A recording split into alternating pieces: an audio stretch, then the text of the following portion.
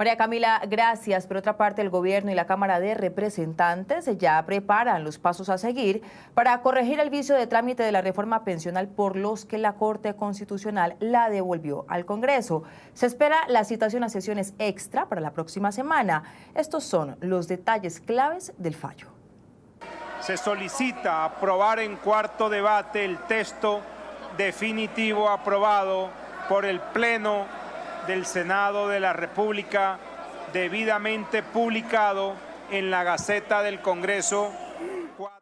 Esta fue la proposición de la discordia para aprobar el texto de la reforma pensional del Senado sin discutirlo, y así quedó aprobado, lo que motivó la celebración del gobierno y los partidos oficialistas ese 14 de junio del 2024.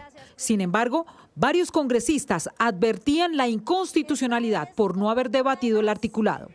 Y ustedes han venido a incorporar un debate a la fuerza en una evidente ilusión del debate legislativo. Ya no les estoy hablando a ustedes no escuchan. Aquí estamos dejando la constancia respectiva para acudir a la Corte Constitucional. Es un proyecto que no ha tenido el debate suficiente porque de 95 artículos solo se han aprobado 6.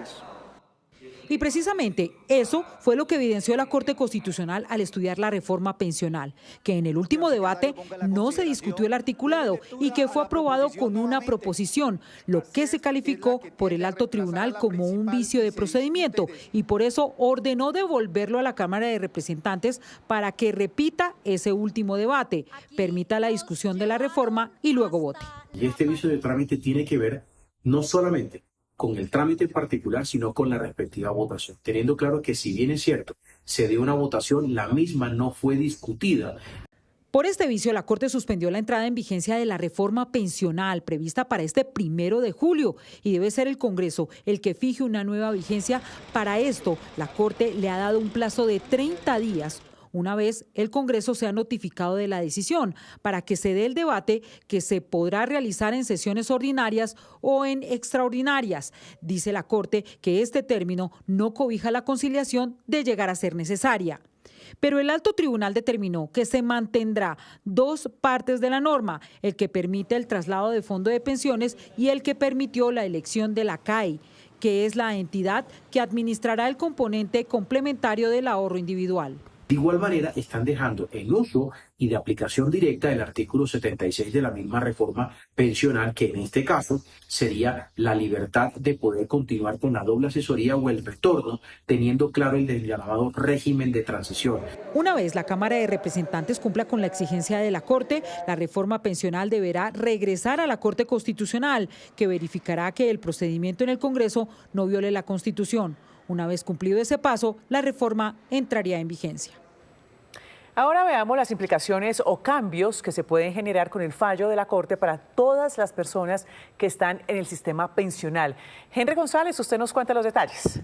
Ana Milena, así es, muy buenas tardes. Vamos a repasar cuáles son los cambios principales para saber en qué quedan ahora a la luz de las nuevas circunstancias. En primer lugar, hablemos sobre el tema de las afiliaciones. De momento, usted seguirá afiliado a la misma entidad en donde está. Es verdad que la reforma pensional ordenaba que todos los cotizantes debían estar afiliados a Colpensiones y solo aquellos que cotizan sobre más de 2,3 salarios mínimos estarían simultáneamente afiliados a una ACAI, que es como ahora se llaman los fondos privados actuales. Por ahora, entonces, no habrá esa afiliación simultánea, sino que usted seguirá donde está.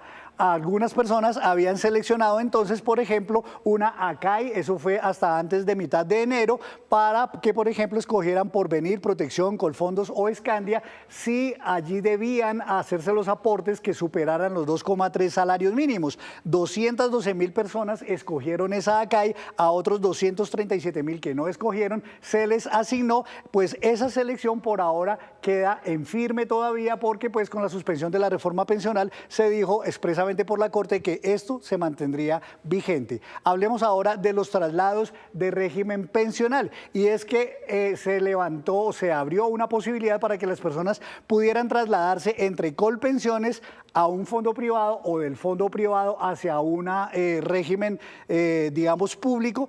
80.000 personas se trasladaron, efectivamente hicieron ese traslado, y según lo que se ha establecido, esos 80.000 personas que hicieron el traslado quedan en firme esos traslados, e inclusive si todavía no han hecho el traslado, pero lo quieren hacer, todavía lo pueden hacer, así lo estableció la Corte Constitucional en este pronunciamiento. Hablemos ahora de qué pasa con los aportes pensionales. La idea era que a partir ahorita de julio, todas las personas que ganen más de 2,3 salarios mínimos, las empresas estaban corriendo para poder hacer esos ajustes y poder empezar a aplicar los aportes de la manera como se establece en la reforma pensional. Es decir, que hasta 2,3 salarios mínimos se mandan a Colpensiones obligatoriamente y por encima de 2,3 salarios mínimos se enviarían a esa ACAI o a ese fondo de ahorro pensional. Pues ahora no hay necesidad de empezar a hacer esa división de los aportes, sino que todo se seguirá haciendo con la manera como se venía haciendo. Es decir, si usted está afiliado a Colpensiones, seguirá mandándose todo el aporte pensional allá, no importa si usted gana 1, 2, 4, 5 o 10 salarios mínimos, los aportes se seguirán mandando a esa entidad donde usted está todavía afiliado. Hablemos ahora del régimen de transición. La reforma pensional establecía que los hombres que al próximo 1 de julio tengan cotizadas 900 semanas o las mujeres con más de 750 no se verían afectados por la reforma pensional, sino que seguirían rigiéndose por el modelo de la Ley 100. Al quedar suspendida la reforma, habrá que esperar si esa fecha del 1 de julio eventualmente tiene algún ajuste. Si ajustan esa fecha, es posible que personas que no habían quedado en régimen de transición ahora pudieran perfectamente quedar porque van a tener un poquito más de tiempo para completar esas semanas, pero eso es algo que todavía es incierto. También entonces hablemos de los 4 pilares, porque muchas personas tenían sobre todo expectativa con este nuevo modelo y especialmente en el pilar solidario, donde miles de adultos mayores en extrema pobreza estaban aspirando a partir de julio a comenzar a recibir esa ayuda de 223.500 pesos. Pues con la suspensión de la reforma pensional tendrán que esperar un tiempo más a ver cuándo entra a regir la reforma pensional. Y finalmente hablemos de este tema muy importante para las mujeres. La reforma pensional trae 2 beneficios para ellas. En primer lugar, una reducción gradual de las actuales 1.300 semanas exigidas para pensionarse hasta 1.000. Eso va a ser a lo largo de varios años. Algunos juristas están diciendo que esto queda en firme, queda vigente, se va a empezar a hacer la reducción, porque si bien la reforma pensional quedó suspendida, hay un fallo anterior de la Corte Constitucional que ordenaba hacerlo, así que probablemente esto se va a empezar a hacer. Lo que sí quedan veremos es la otra reforma de que a las mujeres cuando lleguen a la edad de pensionarse, si todavía les faltaban semanas, les iban a abonar 50 semanas por hijo, hasta 3 hijos, hasta 150 semanas como máximo. Esta ayuda, que es muy favorable para las mujeres, sí va a quedar en veremos. Habrá que esperar entonces ahora qué pasa en la plenaria de la Cámara, donde podrían subsanarse esos temas de manera muy rápida, o quizás no, y termine enredándose allí de nuevo el panorama de la reforma pensional.